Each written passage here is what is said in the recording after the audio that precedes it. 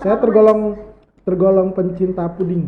Nih, kadang kalau lagi ada acara rapat di kantor, ada nasi, ada puding, udah saya puding duluan deh.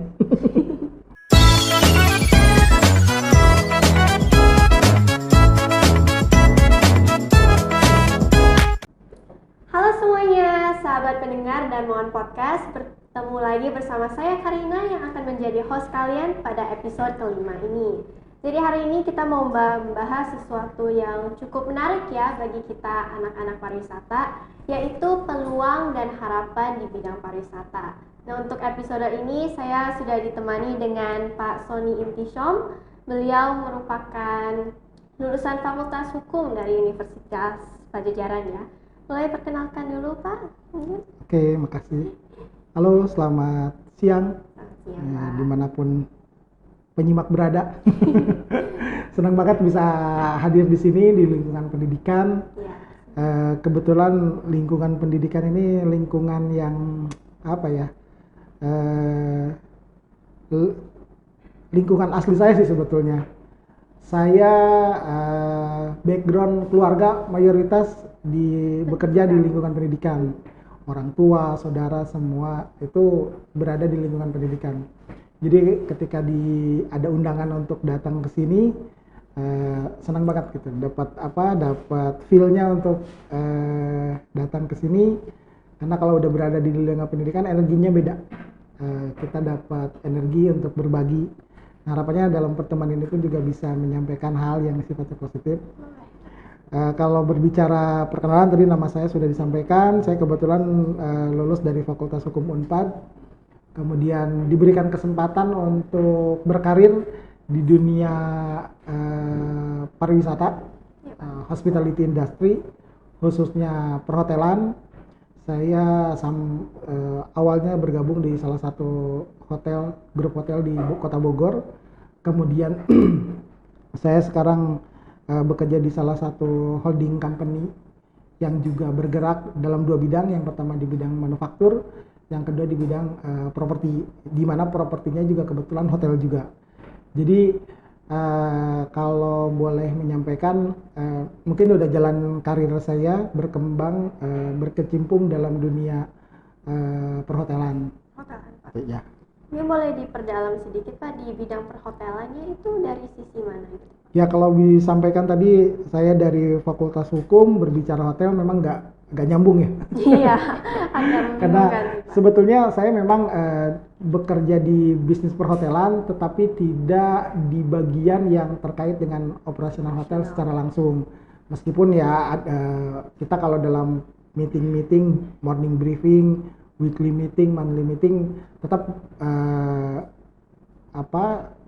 ketemu bareng-bareng, dibahas bareng-bareng. Tetapi kalau spesifik pekerjaan saya sebetulnya lebih ke pengembangan dari bisnis hotel itu sendiri, selain aspek legalitas dari setiap bisnis usaha. Jadi kan setiap bisnis itu harus ada legalitasnya yang Iya, betul. proper, sehingga dapat berjalan bisnis itu dengan baik, khususnya perhotelan. Hotel juga banyak aspek yang harus dipenuhi terkait dengan kegiatan usahanya. Nah, saya mengurusi bidang itu. Selain itu ya seperti saya sampaikan tadi, lebih ke pengembangan bisnis. Ini hotelnya mau dibawa kemana, mau dibuat jadi berapa banyak nih hotel, kemudian sistem pengelolaannya mau seperti apa. Itu yang lebih banyak. Development-nya ya Pak. Ya, development.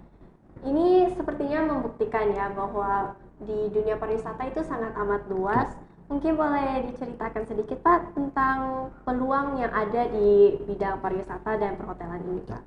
Kebetulan saya di kantor saya sebelumnya berada di Departemen Pengembangan Business Development. Jadi kita melakukan research kecil-kecilan terkait dengan sebetulnya bagaimana sih bisnis perhotelan ini, peluangnya seperti apa. Dari beberapa data yang udah kita sampaikan, memang bisnis perhotelan ini salah satu bisnis yang cukup menggiurkan. Kalau teman-teman Mbak Karina sering main ke daerah-daerah yang menawarkan aspek jasa seperti Kota Bandung, Jogja, dan Bogor sekarang ini menjadi salah satu kota yang bergerak dalam bidang jasa. Jasa di sini lebih kepada pelayanan-pelayanan yang sifatnya hiburan. Kita bisa lihat di ketiga karakter kota tersebut menawarkan berbagai tempat wisatanya nggak terlalu banyak, tetapi dia menawarkan hiburan-hiburan lain. Kalau alam kan terbatas tempat, terbatas given kondisinya, resources-nya seperti apa. Tapi kalau kota-kota yang mau mengembangkan diri untuk menjadi kota jasa, itu menjadi tantangan tersendiri. Sebagai contoh itu aja tiga kota. Jogja, Bandung, dan sekarang Bogor. Nah, ketika kota jasa berkembang, itu bisnis hotel ikutan berkembang. Karena kenapa? Orang tuh datang ke suatu kota, kadang nggak cukup cuman untuk sehari, tapi juga dia pasti ingin nginap. Nah, kemudian itu awalnya berkembangnya bisnis hotel itu terlihat dari situ. Kemudian yang kedua, bisnis hotel itu adalah bisnis penunjang untuk kegiatan bisnis yang lainnya. Saat ini yang lagi tren dari bisnis perhotelan itu bisnis MICE, bisnis meeting. Jadi orang-orang itu sekarang udah malas meeting di hotel, di kantor masing-masing ya. Kemudian juga kan kalau kantor itu kan terbatas ruang, kalau misalkan mengundang dari pihak lain, kemampuan kantornya terbatas. Kemudian fasilitas yang diberikan oleh kantor itu juga terbatas. Akhirnya pilihannya adalah ke hotel. Saya berkecimpung di bisnis perhotelan itu dari 2008. Ya, dari 2008. Itu pertumbuhan bisnis hotel terutamanya adalah aspek meeting itu sangat tinggi pertumbuhannya. Bahkan di kota-kota tadi, kota-kota besar terutama Bandung, Jogja, dan Bogor, itu jumlah hotel berkembang sangat pesat. Nah, ketika bisnis hotelnya berkembang, itu kan kalau dari sisi kita nih sebagai para pekerja atau misalkan siswa-siswa di sini calon pekerja yang akan bekerja di bidang perhotelan, itu peluangnya besar. Sebelum saya juga pernah bekerja mengajar di salah satu sekolah tinggi pariwisata. Kebetulan bidang materi yang saya sampaikan adalah hukum ketenagakerjaan, yang mana saya membahas nggak jauh-jauh dari seperti ini sih, peluang-peluang untuk kerja itu seperti apa, peluang kerja untuk bisnis di bidang perhotelan seperti apa, dan aturan main bekerjanya itu seperti apa. Nah, di materi itu juga saya menyampaikan informasi yang sama, bahwa sebetulnya peluang bisnis hotel ini besar. Karena kenapa bisnisnya berkembang, peluang bekerjanya pun juga akan berkembang. Ya, itu yang saya lihat. Dan di satu sisi yang lain, jujur aja, bisnis perhotelan ini bukan bisnis yang murah. Bukan bisnis yang murah, sehingga menawarkan peluang penghasilan juga yang sedikit. Gitu, yang nggak sedikit. Sebagai gambaran, rekan-rekan kerja saya di kantor, itu secara rata-rata penghasilan sudah cukup memadai. Kita bisa lihat dari gaya hidup, kendaraan, rumah, itu bisa kita lihat gaya hidupnya ternyata bisnis perhotelan ini bisnis yang menjanjikan dari sisi karyawan. Iya. Nah, kemudian juga ada hal yang menguntungkan dari bisnis perhotelan untuk sisi pekerja, bahwa hotel itu bisnis yang nggak bisa digantikan oleh mesin.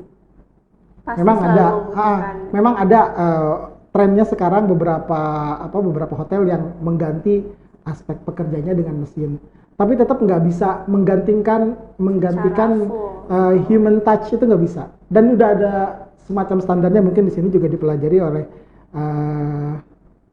guru-guru, disampaikan materinya bahwa sebetulnya ada rasio.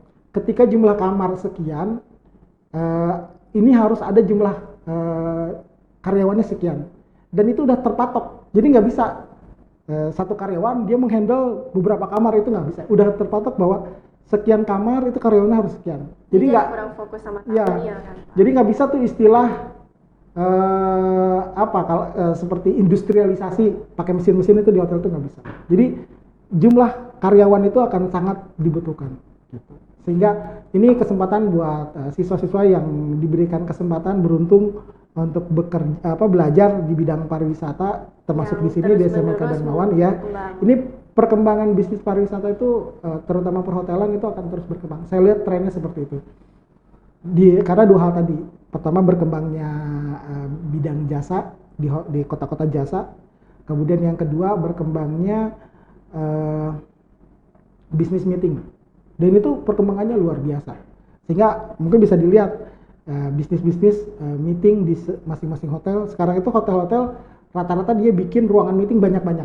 Iya. Kalau dulu kan ruang meeting tuh kayak variasi, cuma satu aja ballroom, satu aja cukup, takutnya nanti ada yang perlu ruang meeting lebih ke pelengkap. Kalau sekarang kebalik, yang utama tuh ruang meetingnya, kasarnya kamar itu pelengkapnya. Ya, Bahkan banyak juga yang ada jadi bisnis hotel ya, Kak. bahkan kadang-kadang orang sekarang itu bisnisnya meetingnya di hotel A, karena nggak kebagian kamar, baru dia nginepnya di hotel yang lain. Nah itu seperti itu. Sehingga kalau saya lihat perkembangan bisnis untuk perhotelan ini diprediksikan masih cukup bagus lah. Nah otomatis peluang bekerjanya pun juga cukup banyak, karena hotel itu bisa bilang dia harus didukung oleh tenaga kerja yang banyak, dan dalam satu hotel itu departemennya banyak. Ada room division, ada operational, ada food and beverage, itu banyak. Maksudnya dan jadi ini masih termasuk di operasional. Ya, kan, itu operasional hotel tuh banyak. Jadi peluang bekerja di dunia perhotelan itu banyak, dan itu tadi saya bilang dari sisi penghasilan pun juga menjanjikan. Lalu karena peluangnya sangat banyak, kita cara mempersiapkan diri sebagai siswa itu bagaimana Pak? Nah, itu yang cukup penting disiapkan oleh semua pihak, termasuk ya siswa-siswa di SMK Darmawan atau SMK yang lain yang ingin bekerja di bidang perhotelan. Yang pertama tentu skill basic ya. Kalau Anda senangnya di bidang masak, ya skill masaknya harus benar-benar bagus. Kalau senangnya di bisnis di bidang yang lain, misalkan di frontliner, front office, front desk agent, FD, itu customer service skillnya harus ditingkatkan, terutama bahasa. Jadi kalau yang pengen di frontliner, itu yang paling utama tuh bahasa yang harus disiapkan, selain skill-skill umum yang lainnya. Kalau back office juga ada juga back office-nya, karena hotel itu tidak hanya operasional hotel sendiri, tapi juga ada bidang-bidang yang sifatnya pendukung, kayak misalkan accounting, finance, HRD, itu kan lebih ke penunjang. Tapi nanti ketika di dunia kerjanya, biasanya itu di rolling. Awalnya misalkan jadi level supervisor di room division, tapi ketika dia udah mature di satu posisi, biasanya di rolling, mungkin dia akan pindah ke bagian finance, atau pindah ke bagian human resource, HR, atau juga pindah nanti ke marketing. Itu akan di rolling seperti itu. Jadi peluangnya masih cukup banyak. Nah, dari background dari persiapan tadi itu yang paling mendasar. Kemudian juga ada hal-hal lain yang perlu disiapkan juga, seperti apa? Kemampuan komunikasi. Ya, betul. Itu selain bahasa, ada juga kemampuan komunikasi, meskipun bahasanya sih sama bahasa Indonesia juga, tetapi harus membiasakan berkomunikasi, karena ya mungkin istilahnya itu kan bisnis perhotelan itu hospitality industry, keramah tamahan, harus ramah. Ya, bisa terlihat ramah itu kalau kitanya komunikasinya bagus. Agak sulit berkembang nantinya kalau kitanya pemalu. Bekerja di dunia pariwisata, di dunia perhotelan, tapi kita pemalu, banyak diem, itu akan sulit karena nggak sesuai dengan lingkungannya. Lingkungan jasa pariwisata, jasa perhotelan itu kitanya harus ramah. Iya, dan ekspektasi tamu kan ya, juga. Betul. Sehingga tamunya happy, semakin happy tamunya, dia akan semakin senang ngeluarin spending money gitu, untuk ngeluarin uang. Nah, semakin banyak uang yang keluar, itu kesejahteraan karyawan akan meningkat. Ya, enaknya kerja di bidang perhotelan yang saya rasakan itu salah satunya itu. Jadi kita akan merasakan dampak dari pelayanan yang kita berikan. Semakin bagus pelayanan kita berikan, revenue perusahaan makin tinggi, dan kita pun dapat penghasilan yang lebih tinggi dari servisnya. Dari servisnya itu kita senangnya di bidang pariwisata tuh itu. Jadi dari sisi sekolah kan kita bisa mengembangkan skill-skill kita, dan apakah mungkin ada sertifikasi yang mungkin kita bisa ambil untuk menunjang? Itu tentu. Jadi sebetulnya itu ya, terkait dengan sertifikasi itu tidak hanya sebatas di bidang perhotelan, di semua aspek kehidupan dunia pekerjaan sekarang, yang namanya skill sertifikasi keahlian itu ditentukan, diutamakan. Hal ini terkait dengan rencana kita untuk bergabung dalam free trade zone, zona perdagangan bebas, di mana zona perdagangan bebas itu nantinya seharusnya sudah berjalan, cuman Indonesia ditunda. Jadi semua negara itu bebas bekerja di daerah manapun. Nah, yang menjadi barrier untuk itu, menjadi penghalang itu adalah sertifikasi keahlian. Jadi setiap kita akan bekerja di suatu bidang apapun, kita harus punya keahlian tertentu. Supaya ada standarnya. Ya, kan, sehingga ada Pak? standarnya, sehingga standarnya untuk bekerja di hotel itu seperti apa, standarnya untuk bekerja di misalkan di perminyakan itu seperti apa, standarnya untuk bekerja di bidang manufaktur itu seperti apa. Jadi udah ada spesifikasinya. Termasuk juga untuk di siswa-siswa yang ingin bekerja di bidang perhotelan itu harus dikejar tuh. Jadi beres lulus itu jangan santai-santai atau bukan langsung nyari kerja, jangan dulu, kalau bisa terus mengembangkan diri, kemudian juga cari standarisasi keahliannya. Kalau misalkan bidangnya mau bidang apa nih, mau bidang frontliner, itu harus dikejar. Kemudian karena ada lembaga khusus yang ditunjuk dan mempunyai izin resmi dari pemerintah untuk melakukan sertifikasi, jadi nggak bisa sembarangan. Nah, ketika once kita dapat sertifikasi itu, untuk apply pekerjaan itu akan lebih mudah. Karena is recognized Ya, sertifikasinya. betul. Lalu karena ini bidang yang luas kan Pak, Ya. dan kata Bapak juga ada banyak ruang untuk berkembang. Cara mengembangkan diri supaya kita ya sukses gitu di Ya. bidang ini itu bagaimana Pak? Sebenarnya agak pengalaman pribadi lah kalau terkait dengan karir. Jadi semua itu bermulai dari mimpi. Saya ingat waktu saya masih sekolah, masih kuliah, itu saya bersama teman-teman saya punya lamunan sendiri, punya keinginan kita obrolan warung kopi lah, maksudnya saya pengen jadi ini, saya pengen jadi, tapi jujur aja 90% itu kejadian. Teman saya yang ingin jadi jaksa, dia jadi jaksa, teman saya yang ingin jadi PNS biasa jadi PNS biasa, teman saya yang ingin jadi lawyer jadi lawyer. Saya salah satu orang yang pengen bekerja di perusahaan swasta biasa. Saya nggak mau bekerja di perusahaan multinational company. Saya nggak mau bekerja jadi lawyer.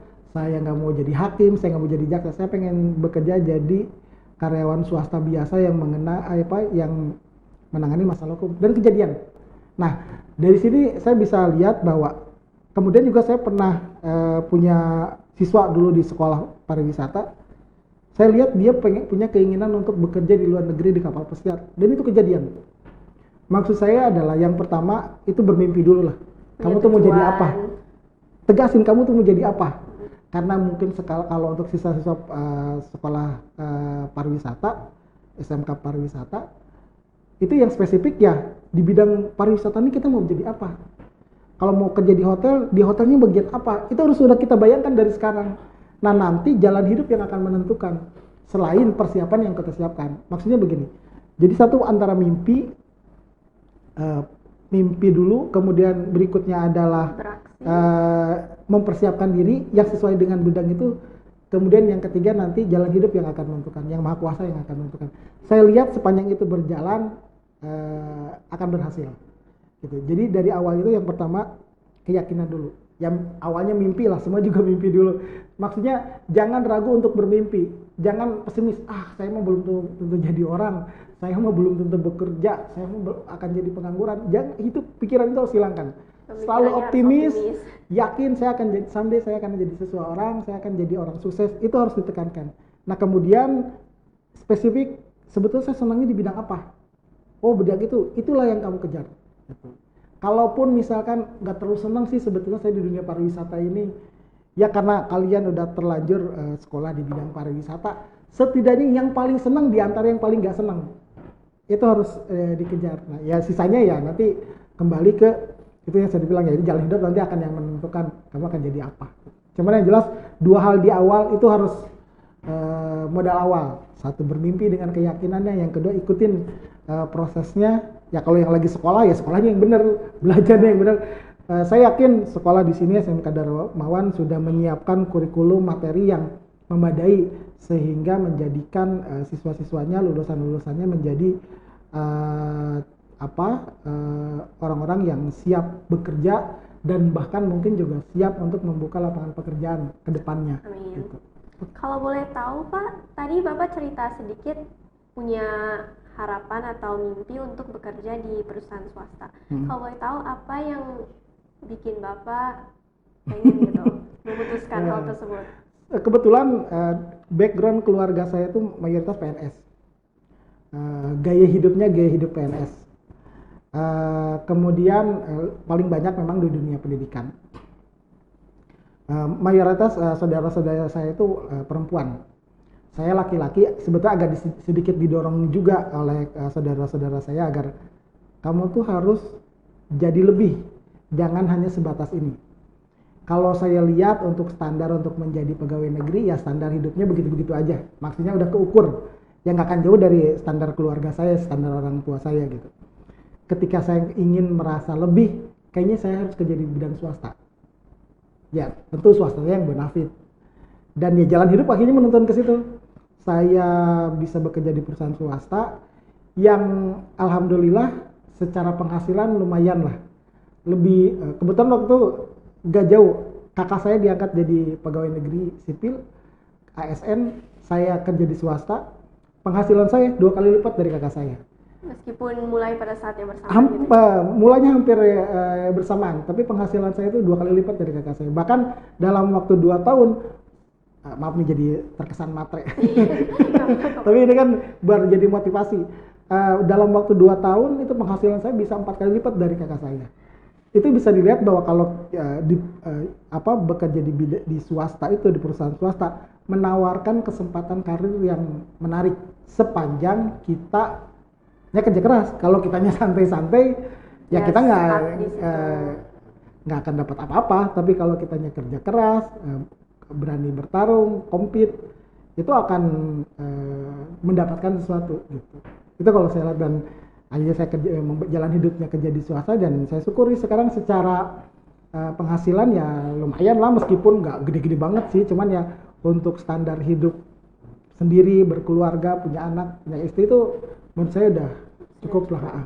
Jadi kalian jangan sampai berpikiran, waduh saya nih kerja di swasta masa depan suram. Enggak, jangan berpikiran seperti itu. Saya optimis bahwa apalagi kalau di swasta itu pada prinsipnya akan memberikan balasan atau imbalan yang sesuai. Kalau kita punya skill, kita punya kemampuan, kita akan diberikan dan dihargai mahal oleh perusahaan. Lalu kita kalau misalnya mau masuk di dalam dunia swasta, itu cara terbaiknya bagaimana Pak? Sebagai siswa yang baru lulus misalkan. Ya balik lagi ke skill tadi, baik itu skill bidangnya ataupun skill bahasa. Tapi sebetulnya selain itu juga, kalau saya lihat, kalau di bidang pariwisata ini, termasuk di hotelan, di perhotelan, itu yang sangat menentukan adalah pengalaman magang. Mungkin di sini pasti kan ada program magang ya. Iya, betul. Sekolah itu setahu saya yang namanya SMK, Sekolah Tinggi Pariwisata, itu ada program magang. Nah, program magang itu tuh punya dampak yang sangat besar. Kalau kamu serius di tempat magangnya, itu kamu yakin nanti kualitas ketika bekerja kamu akan bagus. Bahkan saya lihat ada beberapa dulu murid saya di Sekolah Pariwisata, Sekolah Tinggi Pariwisata, di waktu belajarnya asal-asalan kalau saya lihat, kelihatan. Tapi ketika dia masuk di magang, internship program, itu kan sebetulnya internship program kayak sekarang tuh udah hampir kayak kerja beneran. Itu dia serius, dia sungguh-sungguh, dia tunjukin bahwa dia tuh pengen belajar. Akhirnya dia punya skill yang bagus. Bahkan sebelum dia selesai sekolah, dia udah ditawarin di tempat magang sebelumnya. Udah, kamu nggak usah diterusin kerjanya. Sekolahnya langsung aja kerja. Ada yang seperti itu, ada juga, udah pokoknya kamu beresin dulu, saya kasih waktu sekian bulan, 2 bulan untuk nyelesain tugas akhir, udah gitu kamu balik lagi langsung kerja di tempat saya. Itu ada yang seperti itu. Itu satu yang pertama, pentingnya magang. Jadi magang itu jangan dianggap kayak ngerjain tugas biasa lah, ini kewajiban. Enggak, itu harus serius. Harus serius, itu tuh gerbang awal kesuksesan karir kalian. Nah, kemudian juga sebisa mungkin mencari tempat magang yang bonafit.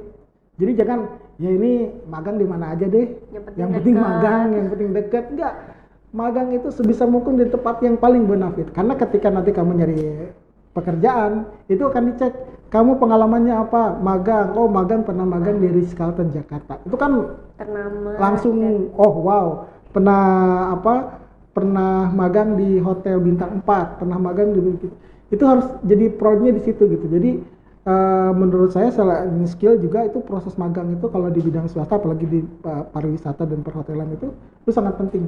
Jadi itu momen yang sangat berharga, harus benar-benar digunakan. Tapi kembali lagi ya Pak, misalnya tadi Bapak ada cerita tentang satu siswa Bapak ya, yang ketika dia magang dia ditawarin oleh perusahaannya untuk langsung kerja saja. Menurut Bapak itu pilihan yang bagus nggak sih kalau kita memilih untuk udahan nggak mau sekolah langsung kerja? Nah, ini akan pertanyaan yang bagus. Jadi memang bekerja itu penting, menarik, tapi pendidikan juga penting juga. Kenapa saya bilang? Jadi dalam dunia kerja itu nanti kalian akan ketemu yang namanya grading. Grading itu pengelompokan jabatan. Jadi ada mulai grade 1, grade 2, grade 3, grade 4 dan seterusnya. Nah, masing-masing grade ini ada kualifikasinya. Jadi kalau kamu misalkan lulusan SMK saja nih, atau misalkan kamu bukan lulusan SMK nih, SMA biasa. SMA biasa, kamu kan bisa juga sih ada peluang untuk kerja di sebuah perusahaan tertentu atau misalkan perhotelan, itu bisa aja kamu masuk. Tapi mungkin grade kamu nggak akan sama dengan grade orang sekolah tinggi pariwisata, orang SMK Ya udah punya yang punya background di bidang pariwisata. Taruhlah kalau orang dari SMA umum grade 8, tapi sama-sama SMA kan. Nah, yang dari SMK tuh grade 7. Karena kenapa? Kamu punya background yang lebih bagus.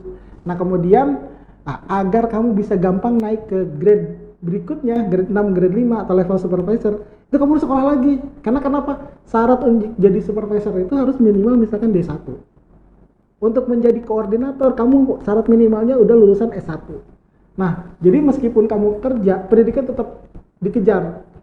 Ya kalau sekarang di usia-usia SMA mungkin lebih sulit ngatur waktunya, karena kenapa? Sekolahnya kan lebih tentu. Tapi nanti kalau misalkan ya, sehingga diupayakan harus selesai SMK, jangan sampai putus di tengah jalan, karena itu gerbang awalnya. Nah, kalau kamu udah selesai di SMK, saya yakin kalau perusahaan sekolah juga akan mengakomodir kalau ternyata kamu udah ada peluang untuk kerja nih ketika internship program. Itu pasti sekolah akan mengakomodir. Selesai di situ kamu kerja, nah nanti kamu sekolah lagi sambil kerja, itu memungkinkan. Jadi gitu. kuliah sambil kerja. Ya, kuliah sambil kerja itu. Saya tekankan bahwa pendidikan itu penting. Dan jadi jangan selalu berpikiran yang penting itu skill, ijazah mah nggak penting. Maaf harus saya katakan itu nggak benar. Karena kenapa? Dalam proses grading itu akan sangat menentukan. Kamu dapat grade berapa, itu akan menentukan. Kenapa? Grade-nya juga akan menentukan gaji juga. Gitu. Kalau kamu grade 7 sama grade 8 itu penghasilannya beda.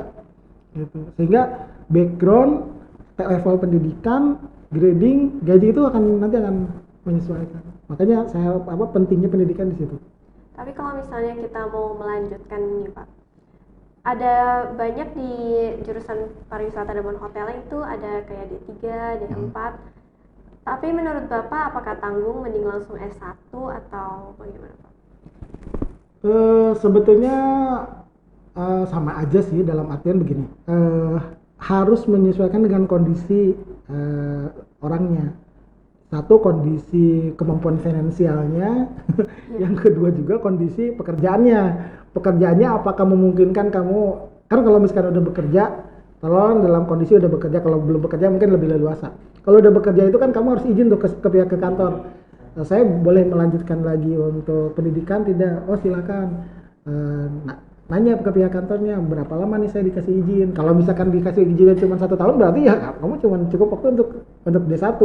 Kalau cuma dikasih waktunya 3 tahun, berarti cukup untuk D3. Atau misalkan oh silakan bebas, ya berarti langsung ke S1 pun juga nggak apa-apa. Menurut saya sih nggak terlalu sulit, lebih ke tergantung kondisi orangnya, lebih tepat yang mana, mau jangka pendek atau jangka panjang, sama ya kondisi finansial. Karena kan ketika kita mendaftar untuk level S1 kan biaya yang harus dikeluarkan lebih banyak. Itu sih. Baik, mungkin sekarang kita istirahat dulu ya Pak, kita kan banyak ngobrol. Mungkin Bapak boleh nyoba dulu minuman sama puding yang udah disediakan. Kasih. Ya. Ini buatan siswa di sini? Iya Pak. Aduh, luar biasa nih. Enak. Untuk pudingnya Mbak, boleh? Oh, boleh. Ini ada juga. Ini bisa kasih masukan Pak, ada pendapat Bapak. Kreatif ya kalau anak sekarang itu.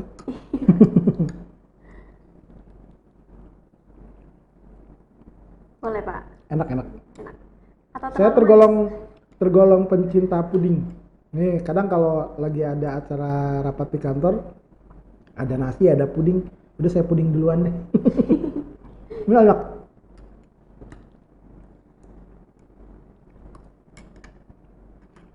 mungkin selanjutnya kita boleh berbicara sedikit tentang perkembangan dunia hotel dan pariwisata sendiri di Indonesia ya Pak. Oke.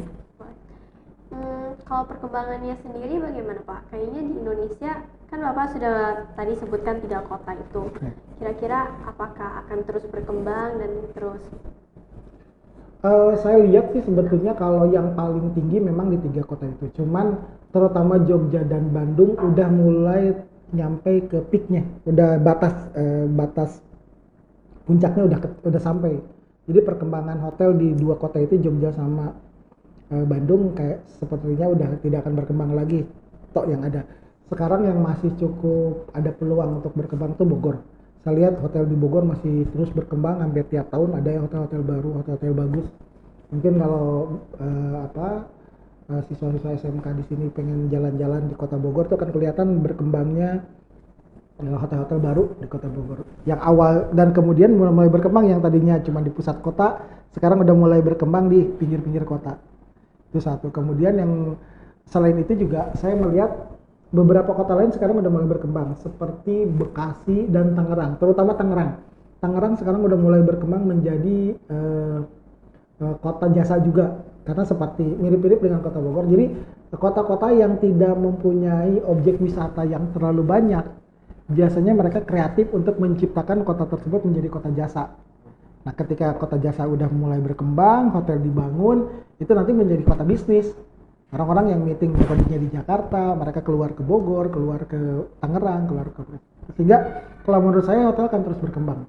Apalagi dengan bantuan teknologi kayak sekarang, ketika terutama traveler yang sifatnya individual traveler (FIT), itu dia ketika sekarang lebih memudahkan untuk nyari hotel.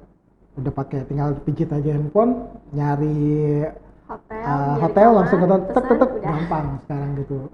Gak harus searching, bisa. Terus yang paling menarik itu sekarang kan dengan kemajuan teknologi, adanya e-commerce dalam bidang perhotelan itu lebih mudah cari hotel dan lebih mudah cari harga yang sesuai. Kalau dulu kan kita malas banget harus teleponin satu-satu, di sini harga hotelnya berapa, masih ada kamar nggak? Kalau sekarang kan cuma lihat dari aplikasi udah ketahuan, oh di sini masih ada, ya udah gampang, ini hotel ini masih ada, harganya sekian, itu udah gampang. Dan kondisi seperti itu tidak hanya terjadi di Indonesia. Kalau ada kesempatan untuk jalan-jalan keluar negeri, itu sama, hotel-hotel itu lagi berkembang di setiap negara, apalagi negara-negara yang menawarkan destinasi wisata khusus seperti Singapura, Thailand, Jepang. Itu mereka menawarkan udah membuat sistem yang sangat bagus untuk wisatawan. Aplikasinya mudah, nyari hotelnya mudah, dan itu sehingga peluang kerja itu sebetulnya nggak hanya di Indonesia aja, karena bisnis hotel ini yang berkembang tidak hanya di Indonesia, negara-negara lain pun juga ikut berkembang. Sehingga saya harapkan siswa-siswa di sini nih jangan hanya berpikiran, saya hanya kerjanya jangan kan saya kerjanya hanya di Bogor aja, jangan. Itu pemikiran itu harus berkembang, borderless, bekerja di mana aja, yang penting keinginan kita untuk terus berkembang, berkarir, mau di Bogor, mau di luar kota, bahkan mau di luar negeri pun juga itu nggak menutup kemungkinan. Makanya tadi saya bilang bermula dari mimpi dulu, kamu mau jangan takut untuk bermimpi gitu. Toh nggak bayar kalau gitu kalau saya lihat. Makanya dan saya lihat bisnis perhotelan akan terus berkembang dengan segmentasi yang akan berbeda-beda, apalagi ya kayak seperti sekarang kondisi yang memang kita lagi pandemi, tapi saya selalu menekankan kita jangan pesimis, kita harus selalu optimis bahwa bisnis ini akan tetap berjalan. Ya sebetulnya terbukti ketika kemarin awal-awal pandemi itu bisnis perhotelan agak kurang bagus ya, tapi sekarang lewat 2 bulan, lewat 3 bulan ini udah mulai berkembang lagi, udah mulai bagus lagi. Kebetulan beberapa hotel yang berada dalam perusahaan saya itu saya lihat sekarang performanya udah bagus-bagus lagi tuh, meskipun dalam kondisi masih pandemi. Sehingga saya yakin kedepannya pun juga mungkin pandemi ini nggak akan selesai dalam waktu cepat, tetapi ya bisnis akan tetap berjalan. Bisnis is bisnis, harus bisa beradaptasi dengan situasi. Jadi jangan pesimis lah, pihak siswa-siswa di sini atau siswa dimanapun melihat peluang dan karir di bidang perhotelan. Gitu. Mungkin ada penambahan tips nggak sih Pak buat kita para siswa-siswa SMK Darmawan? Tips tambahannya, satu mungkin yang ini berlaku di semua bidang, attitude. Ketika kita mau bekerja atau hidup di lingkungan apapun, bekerja di bidang apapun, attitude itu yang utama. Meskipun kita punya kemampuan bagus, punya skill bagus, jabatan bagus, tapi kalau attitude jelek, lupakan itu. Dan satu hal, attitude itu nggak bisa dibentuk dalam waktu sesaat. Jadi ketika kamu sekarang masuk kerja sekarang, kemudian berniat attitude-nya bagus, nggak bisa. Attitude itu harus dimulai dari jauh-jauh hari. Sehingga sekarang nih yang lagi masih sekolah-sekolah di SMK Pariwisata, di SMK Darmawan di sini, itu attitude-nya harus dijaga. Karena kenapa? Agar terbiasa. Nanti ketika kalian kerja, itu attitude-nya tetap terjaga gitu. Karena attitude itu investasi jangka panjang. Nggak bisa ngedadak kamu sekarang menjadi nice person, itu nggak bisa. Kamu harus menjadi nice person itu dididik dari awal, dari kecil, dari sekolah, sehingga ketika kamu kerja itu memang udah menjadi orang yang menyenangkan, orang yang bisa diterima di lingkungan. Itu kalau menurut saya yang paling mendasar selain hal-hal yang tadi udah saya sampaikan. Pak, mungkin itu saja yang kita bisa sampaikan ya Pak dalam sesi hari ini. Saya ingin berterima kasih banyak kepada Pak Sony karena sudah meluangkan waktunya dan sudah membagi cerita dan membagi tips juga bagi kita. Semoga apa yang sudah disampaikan dapat kami menggunakan sebagai motivasi dan jadi manfaat di kehidupan kita sebagai siswa pariwisata. Baik, terima kasih semuanya yang sudah mendengarkan sampai saat ini. Saya bersama Pak Sony berterima kasih dan mengucapkan sampai jumpa. Sampai jumpa.